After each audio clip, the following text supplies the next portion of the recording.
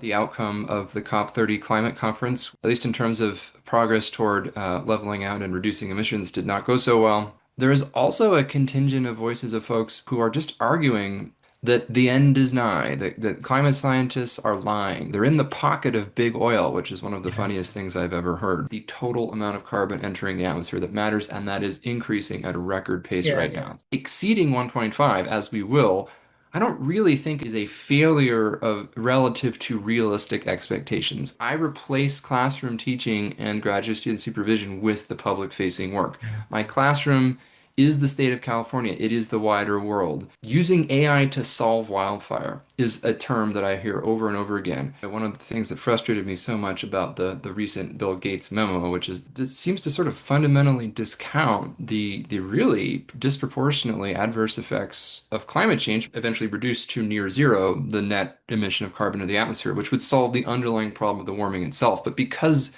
as we talked about, we're not going to do that overnight, there Mhm. will be additional warming. There will be additional harm. How much remains to be told, but I can guarantee you, unfortunately, it will be considerable. We have neighborhoods burning down, and we have people losing their lives, and people Yeah. breathing in toxic amounts of smoke. That's the problem.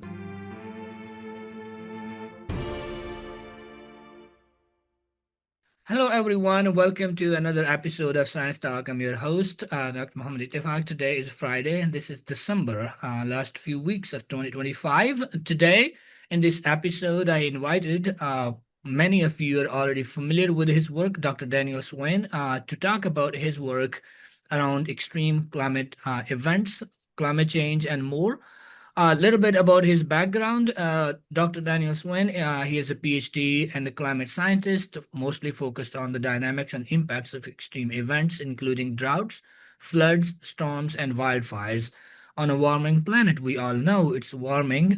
Maybe not all, but many of us do believe, and that is important. Daniel is also formerly, he has been work. He prior before his current position, he worked for as a climate scientist for the Institute of the Environment and Sustainability at UCLA. But right now, he's a climate scientist, mostly as associate researcher, more accurate title, in the California Institute of Water Resources, which is housed in University of California Agriculture and Natural Resources, and the acronym goes UCANR, which is kind of important. We talked earlier a little bit. Dr. Daniel, thank you so much for doing this, and welcome to Science Talk. Thanks so much for having me. So, it's December, right? We all know. How would you characterize, how would you describe 2025 when it comes to climate change? Oh man. Well, you're certainly not the first person to ask me a similar question about sort of what has transpired in this year. And it's important partly because it's a bit of a marker. We're within a few weeks of being a quarter of the way through the century. Mhm. And 2026 sounds like an awful futuristic date, and yet it's 3 weeks away, Yes. less than that, two and That, a half weeks from yeah. today. So, and then also, in this country, in the United States, it's also been a really consequential year for so many reasons, but also among them, in the context of climate and the environment and the things that those topics touch, which I would argue is everything else. Just this week, we've seen big moves within the U.S. EPA, for example, to really, Yes. uh, for lack of a better term, sow disinformation regarding the causes of climate change, essentially removing from the public-facing websites, for example, the actual cause of observed contemporary climate change, which is the human caused emission of heat Mhm. trapping greenhouse gases into the atmosphere. Just as one example of how things have changed in this country, we just last month saw the outcome of the COP30 climate conference, Mhm. which I think by most metrics, at least in terms of progress toward leveling out and reducing emissions, did not go so well. And this will probably end up being either the second or the third warmest year on record, second only to last year or the year before globally. And every passing month has essentially brought it can be lost in the noise of everything going on in the world right now, but really quite alarming climate related extreme events, whether they're floods or record-breaking heat waves or wildfires, just so many. I think back that it's hard for me to believe actually that the devastating wildfires in Los Angeles were still technically occurred this year, this calendar Yes. year. It's still been less Earlier than this 12 year, yes. months. Hmm. So just, that's far from a comprehensive overview, but it's been a big year, and it's also kind of a landmark year just given where we are, Yeah. a quarter of the way through the century when um, a lot of the future predictions about the way the world would be began now. We're living in the future of the that was predicted Yes. in the past. We're far enough in the 21st century that predictions made in the 1990s and the 2000s are now, we can either validate them or not because we're living it at that point in time. And as a scientist, it's nice to see when scientific predictions from theory or from modeling are proven correct from a scientific perspective, because it means Yes. that we do understand, in fact, how the way things work. But it's actually quite alarming as a human being who lives in the world to see some of these climate predictions actually come true in the present moment, because it's not good news for the rest of us. So yeah, I think it's a very interesting point because if we want to see scientists happy, we want to make a progress. But on the other hand, scientists also are very happy when their projections and are being corrected. But it's not like we take a pleasure to see that. It's just the data. We don't control that, right? These are the projections based on the real-time observations and the data we're collecting real time every single day. And then you analyze their data and you come to the conclusion, and that's not their fault. It's like actually the fault of somebody else's, and our job is to analyze and tell where we are going in terms of these temperatures and rising sea levels and all that. So yeah, I think on the other hand, I did not grow up in the US, but I studied here. It's been like 8 years since I lived in the US. And it is very hard to put our head around what is going on, at the federal level, state levels, in terms of climate policies and the decades of work scientists have produced is going just in through the toilet, technically, honestly speaking. There's no other way to see it because I saw the long thread you posted on Blue Sky about the recent changes in the EPA. And my worry is always it's like, you know what, it's a very divisive issue. Unfortunately, it is a very political issue, we all know. But I asked this question recently to somebody. It's like, how could Democrats not see that this is coming and did not do anything to, restore, preserve, and move this data, which is fundamentally important, can save billions of dollars, financially, not to see more hurricanes and floods and droughts and, wildfires. And they didn't do much. And now all we see is just like, I don't know, maybe a fake outrage or something from Democrats too. And both sides are here to blame, not just one. Of course, one is more horrible, but I think politically it's a very sad. And I try not to talk much about it. I always tell like I'm not a super brave person, who's not worried about consequences. What comes, and the universities are not protecting scientists these days. Tenured professors are being fired if you say something about these things. So leave that on aside. But so 2025, has not been great year for, in terms of climate. We all see that. But what is the current trajectory? Where do you see things are going? Because there are a lot of discussions about 3C, 2.5, 2.6, 2.8, like degrees Celsius. We already reached 1.5. It's the third year, maybe since like between 1.4 to 1.5. We're still there at since 2023. Where do you see the trajectory? Where are we heading? Because when we talk about progress, and I'm going to ask you that question too about, Paris Agreement. It's been 10 years, and many of the scientists are happy, others are not, and it's just a modest progress. And all the time, when I see the discussion, like what's the best outcome of that conference in Paris, it's like the energy, like, you know, um, renewable energy demand is increasing and cost is being low. And that's the only thing I heard. There is no other thing because, temperature is increasing, emissions are going up. What other things we are celebrating from Paris Agreement? I want you to kind of shed a little bit light on that. And also, like, where is our trajectory? Where are we Yeah. heading with the temperatures? Oh, these are all really important questions that have been, to be quite honest, for many of the reasons that you just described, have been difficult to talk about. even in some scientific circles, but certainly, in a more public-facing setting this Mhm. year. And it's not just for the reasons that you might expect. It's not just that there's sort of this partisan political response that, it's politically inconvenient to talk about the reality of climate change and its consequences, but it's also interestingly, and I found this to be especially true in the last 12 to 18 months, there is also a contingent of voices of folks who are just arguing, not climate scientists notably, but other people who have very large audiences on Yeah. social media and elsewhere, that the end is nigh, that climate scientists are lying. They're in the pocket of big oil, which is one of the Yeah. funniest things I've ever heard. But essentially, the point being that there are also people, in addition to a large number of politically influential people who are claiming that climate change either isn't real, it's natural, or that it's not a big deal, which, Yeah. by the way, are mutually exclusive possibilities. So it's not even internally logically consistent. There is also a growing contingent of folks who are saying that it's so bad that there's no point. We're all going to Yeah. literally, that it's the end of civilization or the end of humanity, the end of the earth. There's no indication that any of those things are true. And the problem with saying that there Mhm. is that it once again gives a deeply misleading sense of where we are. Mhm. Now, I'm not trying to reassure people at all. That we're fine, we're not, but yeah.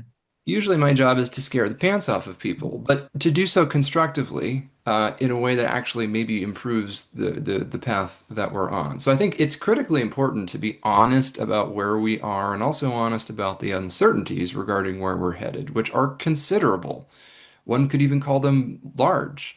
Mhm. Uh, and I think the challenge is that we're kind of stuck right now where it's very unpopular to have nuanced conversations about anything True. in the public sphere. I'm very comfortable with breaking things down into sound bites and Mhm. tweetable increments and but I also think that there is a point at which you cannot fully characterize the situation that we're currently in a sentence. And the headlines are never enough because it just is genuinely complicated in a way that it is important. Now, does it need to be a 100-page dissertation describing it? No. I think, you can describe in a paragraph or two, which I'll try and do next, sort of where we are and the uncertainties within that. But I do think it's important to realize that a lot of the voices that we're hearing online right now are on very extreme ends of the spectrum. And as you alluded to, I don't think they're equal and opposite by any means. But I do think it's harmful both to have this complete dismissal of climate change on the one hand, and then these geophysically unmoored opinions from people who do not have domain expertise in climate, who are very influential and are making claims that are simply quantitatively wrong, also on the other end of the spectrum. So, where are we? Well, in terms of the multi-decadal perspective, which is kind of the relevant apples to apples number for comparison when we talk about Paris Agreement targets or IPCC warming levels, those numbers are usually meant to be sort of the average warming over a period of a couple of decades, so say 20 years, not the individual year temperature level. So last year, for example, we did experience global temperatures above 1.5 degrees Celsius of warming, which is a lot. Mhm. That does not mean that we hit the 1.5 sea level of warming globally early, though. In fact, we have not hit it yet, according to the apples to apples, the most relevant number for intercomparison with Paris Agreement target, for example, because that was essentially a sustained exceedance of 1.5 over a 20-year period. So we are still below that level for perspective. And so there's a lot of folks saying, well, we breached 1.5 so much faster than we expected. And of course, but the answer is, in fact, we have not done so yet, according to if you're going to use those numbers, you got to use Yeah. like for like comparisons. So one reality is that we are getting very close to 1.5, even in a multi-year, multi-decadal context. That is true. We may get there a little bit on the early side, relative to some estimates from 10 or 15 years ago. That is also true. And we are definitely going to blow past it. And that I do think is pretty incontrovertible at this point. There is no plausible future where we do not, even using that that more lagged definition of warming where we don't go well past 1.5 degrees Celsius. And I think there were a fair number of scientists who kind of held on to that for longer than was reasonable, frankly, from a communications perspective. In fact, I would even argue that, in the moment of the Paris Agreement talks, it was extraordinarily unlikely, even at that time, that we were going to plausibly be in a world where we did not exceed 1.5 degrees eventually. Just not because it was geophysically impossible necessarily. If we halted all carbon emissions, the day the Paris Agreement was signed, I think it probably would have been geophysically possible. But of course, that outcome was never uh, geopolitically Mhm. possible. And I think the divergence between what we sort of aspired to in these very lofty kinds of conversations and the reality of the way the world works were very much in conflict even at the time. So I Yeah. don't think it's bad to have high ambition. In fact, I think it's actually very good to aim high. Mhm. Because if you aim high and then you don't achieve your goal, Yeah, 100%, hopefully, but at least 80, 90%. yeah, I mean, hopefully you've pushed yourself in the right direction, right? And it's true that exceeding, 1.5 degrees of warming once we do so, on a multi-year, multi-decadal basis, will be for some people and some ecosystems and some ways of life an unacceptable amount of warming. That is absolutely true. Is 1.5 degrees or 2 degrees or whatever the warming level is an existential threat? Well, yes, it Mhm. is, but not necessarily to humanity or Mhm. civilization, but it certainly is for individual communities, even individual countries, especially low-lying countries, island nations. Is it for individual ecosystems? Undoubtedly, we're already there for some ecosystems. Is it for some individuals? Are there people who will unfortunately die in events that who would not have died but for that amount of warming? There already have been. Mhm. And so I think the question is for whom and in what context is climate change an existential crisis? By many appropriate definitions, it already is. But I do think it's important to differentiate that from sort of the seemingly sort of prevalent view right now, which is that, once we hit a specific level of warming, that everyone on Earth just somehow drops dead. Not only is that not true for a variety of reasons, but I think the reason why it's important to understand that that's not the case is because it's actually a more insidious problem than that. And this is where, there's some popular culture. In the 90s, there were, and depending on who your listeners are, maybe you've seen these movies, maybe you haven't. Maybe they're old movies by this point. But the disaster movies, the meteor impact, the asteroid impact, the Yeah. giant volcano, sort of these, humanity faces a truly singular existential threat. And I guess the most recent version of this might be and it was a comedy that was, but it was a dark comedy, obviously directly in reference to climate change, which is Don't Look Up. That's maybe the Yes. most Yes, contemporary I watched example of that movie. this. Yeah. And the idea here, and I think the only real well, maybe the logical extension of the climate change threat in that fictional universe is that it was in fact in that case a singular threat. It was, I believe, a comet that was going to literally destroy the Earth. So it's something that really was an existential threat that was something you could point to in the night sky, a specific thing that threatened everyone simultaneously. And in some ways, I'm glad we don't face immediate Yeah. extinction from a comet, but in some ways it might actually be easier to address the problem if it was some obvious singular threat, because climate change is not that It's not, yes. is precisely because it isn't going to result in the end of everything. It Mhm. actually is making it really difficult to point out that it will mean the end of things that a lot of people care about. Mhm. But it's easier to deny that that's true because you look out the window and you don't see, well, most of the time, Yeah. although there have been some people who have had this So, experience, you don't see fire in the sky, right? You don't see these plumes on average. And so it's easier to dismiss it. But the reality is we're on a path. So to answer your question about where we're headed, we're on a path to greatly exceed 1.5 degrees of warming. We're on a path to blow past 2 degrees Celsius of warming. And right now, best estimate is that on our current path we would end up somewhere between 2.5 and 3 degrees centigrade of global mean warming. Now, here's the problem with that.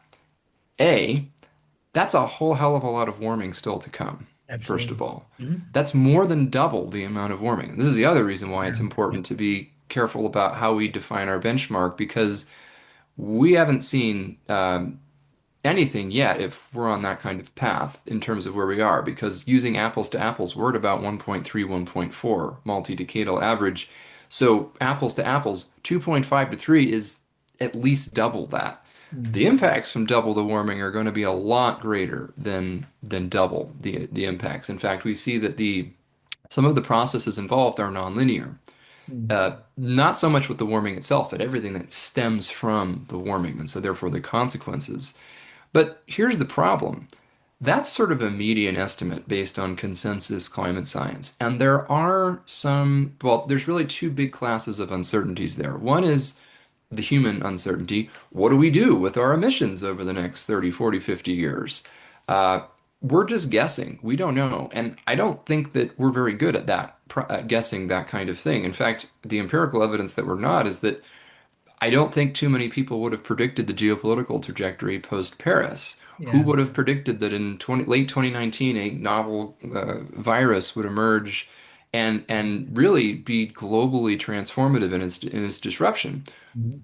The specific sequence of geopolitical conflicts that followed. I mean, there's a major war in Europe now. There are multiple wars that weren't occurring, at least in active form, in the Middle East now, And Africa too. Yeah. and Africa. And there's new instability in Asia that wasn't the case either. So and they happen to be coinciding in many places in geographies and political arenas that are very relevant from a global oil perspective. And so the landscape has changed and our ambitions have shifted elsewhere. COVID kind of distracted us, and and for better or for worse, I'm not sure that we could have done much better in terms of letting it not distract us. That truly was an unexpected global shock. But the geopolitical conflicts, the specific ones maybe weren't foreseeable, but the notion that the world essentially hasn't gone according to, our best laid plans, that itself probably should have been predictable. I can't tell you exactly how it's going to go off the rails, but usually things don't go exactly as we hope geopolitically, as much as Yeah. I wish that And were the I case. think not only geopolitically, but like 1.5, 2015, I don't think even it was possible technologically or financially because who would have predicted like, the renewable energy would go that low in next 10 years or China would install this much within 6 months or something. And I think not only geopolitically, but technologically or even financially, if we talk about that, that might not have been possible because yeah, you're talking something about now, but it's gonna take decades to get implemented. It's just not like Right, immediately you turn off this or turn off the switch or something. right. And you just can't flip those switches overnight. I mean, in Mhm. some ways, the transition in the electrical sector in a lot of countries has been incredibly rapid, and yet it is only a small piece of what needs to happen. And it has been, as you say, in some ways, the greening of the electrical grid in some countries has been fantastically fast, much faster even than Yeah. predicted, at the Paris Agreement era. And yet we have blown past Mhm. virtually all of the Paris targets in terms of still increasing emissions. This year will probably have the highest global carbon emissions on record again for the nth, year in the last in the last decades. So yes, I agree. And I think the challenge to the messaging that this was something that was actually achievable to stay under 1.5. Again, the notion that it was geophysically possible, in sort of almost using essentially magic to bring emissions to zero almost immediately, it's a useful thought experiment in the sense that, the good news is if we solve this, we'll actually fix the problem. I mean, Mhm. that's sort of the good news embedded in this. The real world reality check is that for those who were really thinking about it, it was really clear that that was not something that was even not just something that was unlikely, but something that probably wasn't practically possible, even looking forward from that juncture. So, Yeah. in that sense, exceeding 1.5 as we will I don't really think is a failure of relative to realistic expectations. Mhm. Unfortunately, it was something that was virtually certain to happen even at this point. And this was a point of contention, among some climate folks, including some of my colleagues at the time. But I was personally frustrated by some of the language that we can keep it under 1.5. not because it's bad to have that ambition again, but because I think it set unrealistic expectations. And now that we are certainly going to blow right past it, a lot of folks I think, have understandably gleaned from that this was unexpected, that Mhm. somehow the system is behaving very differently than anticipated. Whereas I don't actually think that's true. So where are we headed? 2.53, maybe.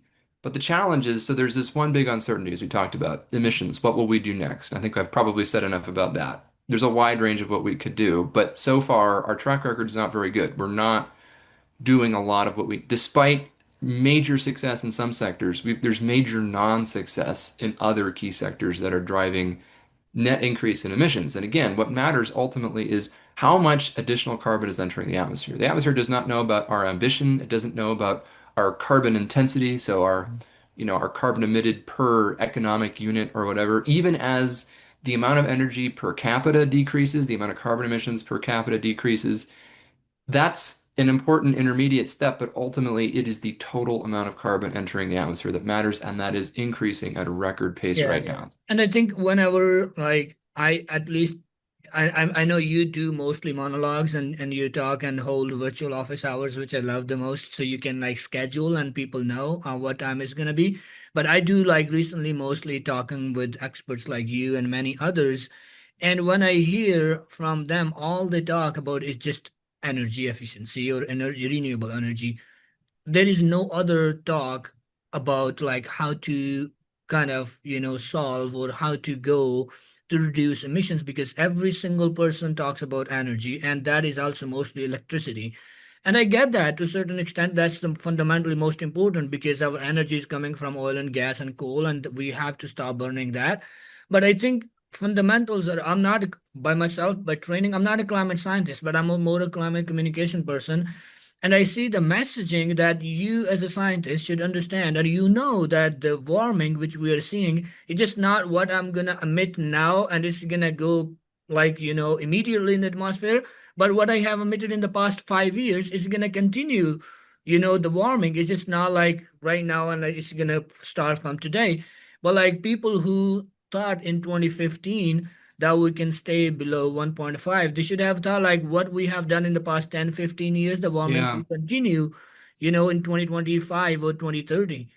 Well, then Even this is an if we stop interesting at that day, it will still like at least warm for several decades. well, this is an interesting science communication question because I've actually seen major news outlets Mhm. in their headlines get this wrong, like objectively wrong quantitatively. And it actually comes down to interpreting time series plots. Mhm. The interesting thing is often what's plotted is the rate of emissions. So, what is the actual carbon in tons or whatever, megatons or Yeah. carbon equivalent in a given year? And you see sort of what that number looks like over time. And obviously, it increased and it's been Mhm. increasing. Yeah. Recently, it's still increasing, but at a lesser rate. So the annual actual additional increment of carbon entering the atmosphere is starting to get close to stabilizing. And I have had so many people, including journalists, say, "Great news, we've almost solved this."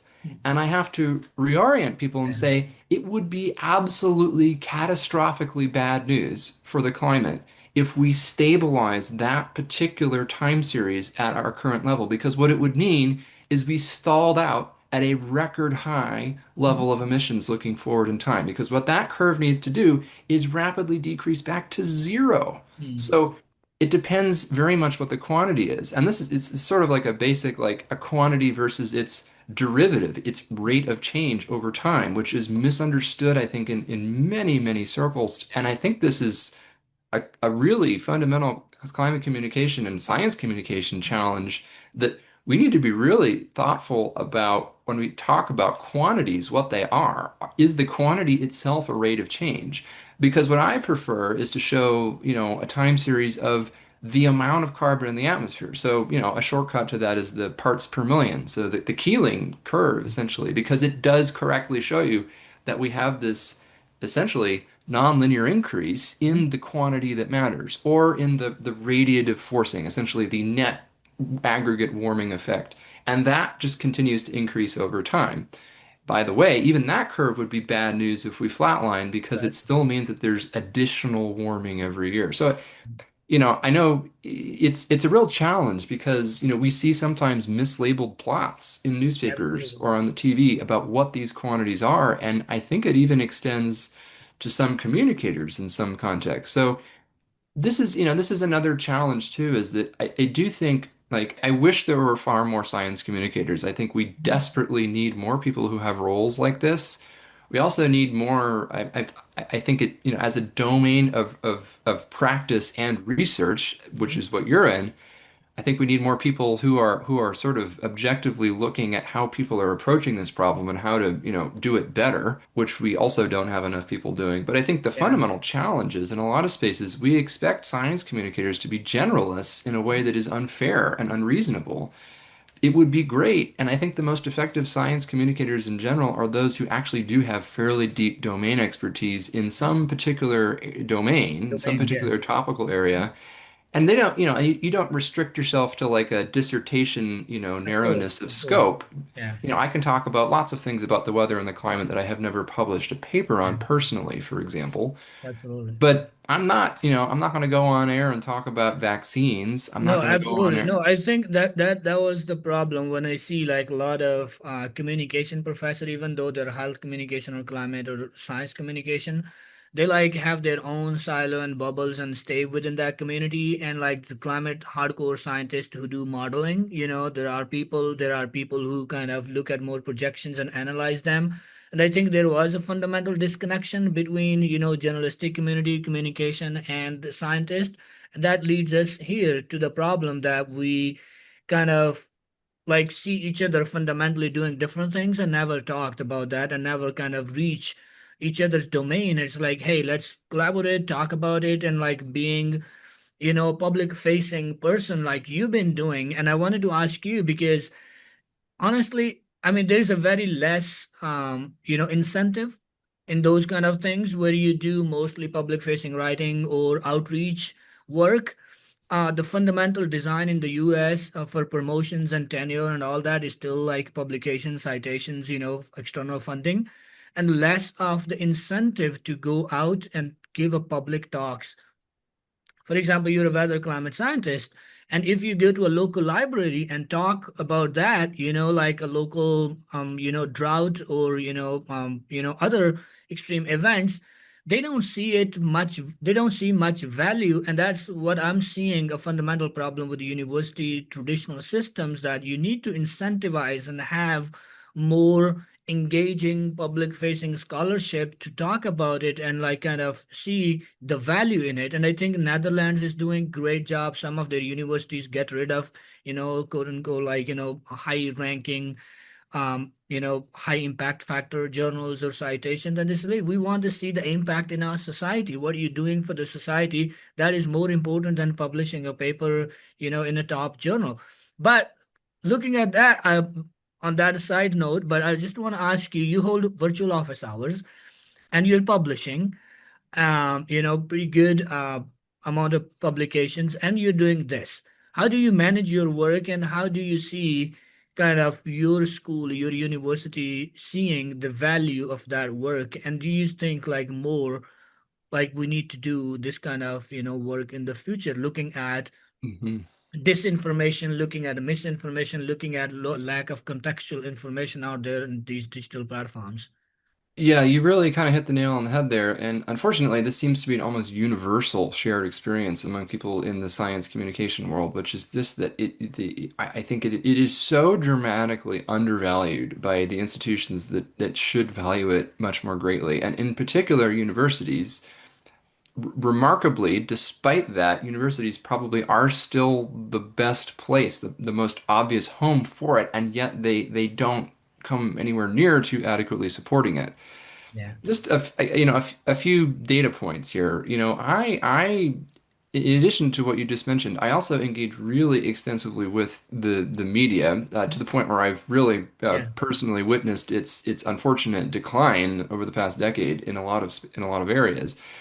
I still give, though, around 200 to 250 news media interviews per year. So I will speak on average to a journalist every working day. And Yeah. it's usually clustered. Like yesterday I had, 8 interviews and today I have Yeah. none scheduled. But on average, it's literally in the hundreds per year. That alone. takes up a significant amount of The time, time. yes. In Preparation, addition to energy, these, time, and everything. Yes. yeah, and it also requires, fostering sustained Mhm. relationships because you build these trusted relationships. A lot of those interviews are sometimes with the same journalists on Yes. different topics on different occasions. So Yeah. it's relationship building as well. And then you can sort of multiply your impact that way because, yes, I'm speaking to a couple hundred individual people there, but then they're reaching audiences of at least thousands and in Yes. some cases millions. So it's a Brilliant. very effective way to multiply reach. But so there's that. There's these virtual office hours on YouTube, which have become really popular and I think are a Yeah. really good use of time because, Which is really nice. It's like coming from a very like, oh, we hold office hours, as academic, but like virtual office hours for climate and health on YouTube, which is like climate and weather. yeah. Ooh, Yeah, and I think it's a good model, and I am actually surprised that there aren't more academics doing it. But I say surprised, I'm not really that surprised because academics, are expected to be like eight different things now. yeah. You're expected to be teaching undergraduates. Yeah. So, the quote Two, unquote three classes. butts in Yeah. seats course teaching, where you actually show up in person to a classroom with people, or hopefully people show up in person to a classroom these days, Yeah. and you're doing that, and then you're also, if you're a professor at a research university, you are also supervising graduate students, which is Yes. a considerable, I Yes. mean, that's a major responsibility. I Yeah. mean, It is. truly so. Even if you only have a few graduate students, you're expected to have postdocs, which is a little bit less responsibility usually, although not always. And then you're also expected to be, on any number of the ballooning number of administrative committees. You're also Amazing. expected to Yes. be leading your own research and publishing it. And then maybe if there's time, at 10 p.m. or on a Sunday afternoon, you're expected to, oh yeah, you're supposed to do public facing work and community Yeah. outreach. Or there are reviews. It's just a couple of journals sent to you to review a paper. Oh yeah, and then there's the unpaid peer review process. I mean, there's so many different Yeah. things. So it's an un it not only is it unfair, I think it just is simply the math doesn't math, as they Yeah. say these days. Doesn't. There simply are not enough hours in the day for a traditional tenure track or even tenured in some cases these Yeah. days academic to meaningfully engage. Can you do some nice things? Can you do some useful things? Sure, Yeah. absolutely. And Absolutely. some of my mentors and my colleagues who I deeply respect managed to find that time even on top of that. But it is necessarily limited, just out of a pure concert continuity of time constraint. You cannot create.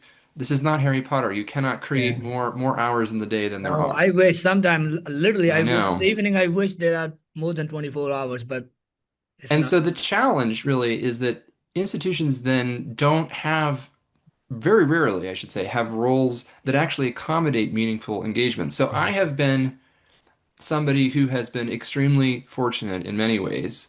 That I have also, I've been very obstinate, is the other piece of this. I have just refused to actually take the advice of some of my very respected mentors and advisors who generally gave advice that, in most cases, was absolutely correct, I will say, and I ignored it at my own risk, and Yeah. it was at considerable risk, and have really pushed through and just insisted that there has to be a way to make this work. Mm. I have not pursued tenure track roles because I essentially I replace classroom teaching and graduate student supervision with the public facing work. Yeah. My classroom is the state of California. It is the wider world. Mhm. The people who I'm working with as frequently as an advisor might work with their graduate students or their postdocs, that's journalists for me. I am constantly every single Yeah. day engaging with them. And so these public office hours I thought were a natural kind of extension. Like, well, if I'm not doing office hours for the Yeah. students in the actual classroom, Mhm. if my role is public facing, I probably should be doing this in similar format for the public. And that turns out to be a model that has worked pretty well. But I've been lucky and obstinate that I've sort of wound my way through various institutions and found myself today, as you mentioned in the introduction, at University of California Agricultural and Natural Resources, so UCANR, which is essentially the extension program, the public knowledge extension program of the University of California. It's not attached to a particular physical campus. It's co-located in Davis near UC Davis, but it's not actually part of the UC Davis campus. It is a network-wide role. even within that institution. And, I am extremely fortunate that the current leadership has essentially decided just unilaterally to support me in this. So this was a decision by multiple people who currently are in leadership roles there to just say, we think this is important and we will find a way to make it work, which is actually just an incredible vouch of confidence. I was very grateful for that and remain so because, quite honestly, had that not occurred when it did, I don't think I would be employed by a public Keep up, yeah, university at this point, given the way things were going previously. So I absolutely. think so it's both great news for me personally. It's not a tenured role. There's no guarantee. It's still, it's still a term, and I'm optimistic that it will continue because it seems to be working really well, and this seems to be a more obvious home for this kind of work because it's an extension. Public facing work is part of the bread and butter of it. And yet, even Absolutely. in that setting, all the practical impediments that you mentioned, promotion, Mhm. valuing, what is a net media reach in the hundreds of millions per year? What is that actually? How do you quantify that in an Yeah. ecosystem that is valuing, peer-reviewed papers published? Which I'm still doing, but Yeah, I know you're doing, yeah. so how do you value that? And even in the extension context, I've only been there for about a year. For example, I just wrote up some of my own sort of self-evaluation process, and a lot of the examples are, well, how many acres of almond orchard did you improve the water efficiency on this year? And so like, well, that's not really the right metric. I can see how it very much could be for other extension advisors, but so it's sort of navigating that from scratch. And there are precious few roles like this. So I'm both extremely lucky to be in the position that I'm in that allows me to do this, and I'm also such an extreme outlier in the space that when people ask me, how do we replicate your path? Well, the answer is usually with considerable personal professional risk, but also I don't even know that it's replicable in any systematic way. And that's a very Yeah. frustrating response to give to the hundreds of people from high school level through. Early career scientists or postdocs and who want to do not to do just traditional academic route and do something different. Yeah, yeah. I mean, and sometimes even from people who have tenure at places who Mhm. want to do more of this, and they're like, I'm kind of frustrated with the system, but I want to stay in this world and I want to produce more public impact. Absolutely. Where can I go? And the answer is I don't always have good answers. And so we're working on it. There's some things going on behind the scenes, Yeah, but absolutely. And it's very successful, and I think it's hard to manage. But I just want to ask you, for the people who watch you, during those office hours and watch you live and after recording, want to see like where it's coming from and how much work it takes, and how much preparation and everything yes. it takes. So thank you for that. And also, I want to ask, like, not on the optimist side, but like, how do you see?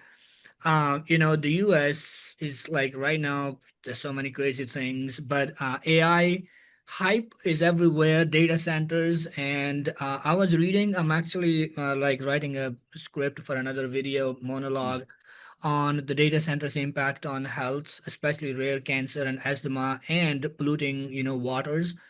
There are cases in Oregon, there are cases in Mississippi, there are cases in many other places, and now Virginia, my home state, is like kind of installing hundreds of data centers. How do you see the role of these tech bros? I know you had a conversation about Bill Gates, but overall, AI boom is crazy in terms of looking at the billions and the trillions of dollars investment. On the other hand, laying off people and making the Right. money and polluting our air and water and kind of these things. How do you see? I think once John Stewart like kind of play a small clip of Mark Zuckerberg saying like, "Oh, AI can solve climate change." Like how? So like, how do you see these tech bros and these AI boom and data centers in the climate environment world? Yeah, man, you've hit on all the big questions in this hour. So if we had 3 or 4 hours, we could dig into it more. I mean, and legitimately, these are good questions. I think so. My relationship with tech world is a little bit interesting because as you may know, I do have a PhD from Stanford, and I got it in sort of peak, one could call it, uh, VC largesse era where there was a lot of money floating around Silicon Valley and a lot of, quite frankly, bad and ridiculous ideas that were getting millions and even $1 billion of funding. And some of that has dried up these days, but there's still, now it's all sort of being redirected into AI world. And I will also say that I've engaged with this. I mean, I've advised a number of startups and continue to do so. I'm very selective in doing this, by the Mhm. way, because I think that there is a lot of, for lack of a better term, BS, and then Yeah. also a lot of quite harmful stuff going on. Mhm. I think a lot of it does stem from sort of an overconfidence again in people well outside of any given domain to be able to operate successfully and meaningfully and safely within any number of domains. I mean, if it would be as if I, as a climate scientist who studies the atmospheric science, atmospheric dynamics, Mhm. decided that I was going to have a meaningful career in virology or something. It would just be ridiculous because the last human biology course I took, I think, was in high school. So that would be completely unreasonable. And yet it would, this is kind of how some of the tech world has operated, where is not only is tech a solution Mhm. to everything, kind of solutioneering maybe is the But term. This I they present it as a solution to everything. And I think that's the challenge. It's a very myopic view, and it's not to say that I'm not a believer that there are technological solutions to things. I mean, personally, the great irony is that ultimately the solution to climate change is through technology. Mhm. It's just not necessarily the technology in the We are way seeing that people mostly in the expect it to news be. or the hype. Yeah. It is ultimately something we do need we do need new discoveries. We need to Mhm. implement, cutting Absolutely. edge tech that exists today for that kind of thing. And things like human health. I mean, I'm Mhm. somebody with weird genetic inflammatory, illness. I'm excited about the potential for tech to advance medical science in the coming decades. And yet also, I think that so in that sense, I'm far from a pessimist about those sorts of things. But I also think that there is this real misunderstanding among a lot of very influential people in these fields, including people who have started and who currently lead very successful multi-billion or these days multi-trillion dollar Yeah. companies and industries who fundamentally do not understand how a lot of specific domains work on the ground. And I see this, for example, we talk about AI, we talk about data centers. Even if you look at something as narrow as wildfire, for Mhm. example, using AI to solve wildfire is a term that I hear over and over again. If you Mhm. talk to people who actually understand ecosystems and wildfire, wildfire isn't even a problem that needs to be solved. Fire is a natural part of ecosystems. We cannot remove it completely from those ecosystems. We shouldn't. We've Mhm. actually Yeah, we seen what shouldn't. happens when we Yeah. do, and it's a problem. Part of the reason why we have the problem we do today. But the problem, instead, it needs to be redefined as we have neighborhoods burning down and we have people losing their lives and people Yeah. breathing in toxic amounts of smoke. That's the problem. It's not Mhm. the existence of wildfire, it's the intersection of wildfire. So instead of solving the real problem, a lot of this effort is going toward immediate extinguishment of every wildfire, for example, which if you talk to the ecologists and the fire scientists, just say that's going to backfire and lead to a larger problem in the long run. So that's just one very tangible example. I think that's sort of the case in almost every domain where we're some of the challenges we're focusing on the wrong problems. We're applying tech in some very uninformed end-to-end manner in a way that doesn't make sense. Whereas in fact, there actually are very obvious, important, critical applications of new and potential future technologies to address any number of problems. But we're kind of leapfrogging that development process and just assuming that these problems will magically solve themselves if we throw enough money and enough AI at them. And clearly, AI is here to stay. It is. Clearly, some of these things are there are very useful applications of this new technology in any number of domains, but uncritical applications. So we talk about the data center, and I think this notion that the ends justify the means, and the means being quite harmful means in some Yeah. cases. And also, I would argue that it's not so clear that the ends, even that are hypothesized, are even unto themselves desirable or achievable, along let alone the means to get to them. So it's a huge challenge, and I It do is. work with people in this space. Like I don't think that this is, Yeah, this and is but I think I see the problem when, for example, in Memphis, XAI installed, a huge data center, and then 90% of that neighborhood is African American. That's black neighborhood. and they already have a bad air quality, and it's like so many health issues. And then you installed turbines which have no EPA license at all. Like literally, I was reading the other day, I was shocked. How could you do that? And that was during Doge days. So it's like that's my kind of skepticism and worry that if you are unregulated and you do whatever you want wherever, and that impact vulnerable communities more than others, Right. that's a fundamental problem. Well, and that's where like the Silicon Valley big tech, and this is me speaking personally, personal opinion here, but where the Silicon Valley big tech libertarianism has never made sense to me, even as sort of as a logic, internally consistent logic, in the sense that okay, well, you might advocate for having few or no regulations on pollution from data centers or no regulation on AI or whatever it is. But what about the people who live in that neighborhood? You're Exactly. you're you're unilaterally imposing decisions on them regardless of their input, regardless of what they want. In fact, even knowingly in some cases, it's going to harm those Yeah, specific people. So you're making some vague hand-waving argument about the importance of, the free market and being able to be free of regulation in some broad sense, but in a very immediate, tangible sense, you're imposing bad outcomes on specific real people in the present in the process absolutely. of pursuing that. And Yeah. so it's not to say that we should never use AI for We anything, should, yeah, we should, but yeah, but not but the but way, yeah. yeah, and that's the problem is it's difficult to have that in between conversation, I think, because there's a lot of people who understandably are very concerned with the technology because of how it's being implemented, because it's not being implemented safely or reasonably in a lot of cases. And then on the other end of the spectrum, there are people who are implementing who are saying we don't care, the ends justify the means. And like where how do we actually have that dialogue so that, Mm. people in communities and maybe broader swaths of Yeah. people even aren't steamrolled in the process, essentially.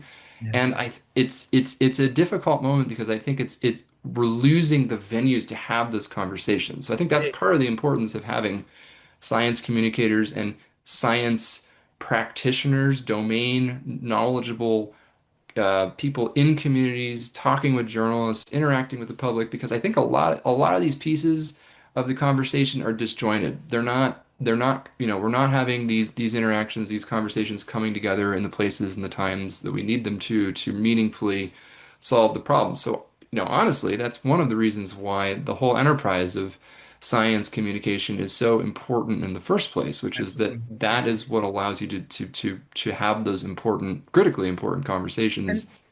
I also wanted to ask you, so your channel, like the channel name is Weather West, right? So do you generally focus mostly on the western side of the US, or you just kind of if that is the case, like what is so unique? I know that region is more dry, have more humid conditions, and like less rain. And if it rains, then it's gonna flood. But is that the case, or like if I'm like perceiving it wrong, and you talk like in general about the U.S. and related to that, like is it sometime we're so much invested talking about the U.S., but for example, what is happening in the Southeast Asia right now, the flooding, Right, Indonesia, Malaysia, Thailand, and other Vietnam. It's terrible looking at, devastation and looking at the imagery and the videos. And there are disproportional effects of climate change, like the West is emitting more, the South is seeing more change challenges and devastation. And do you think it's like also sometime we should be spending significant time or energy or something talking about how we are disproportionately affecting people who are not here? And that becomes sometime a proximity issue. If it's not here, people don't care. But it is right. happening absolutely somewhere to the poorest people. Yeah.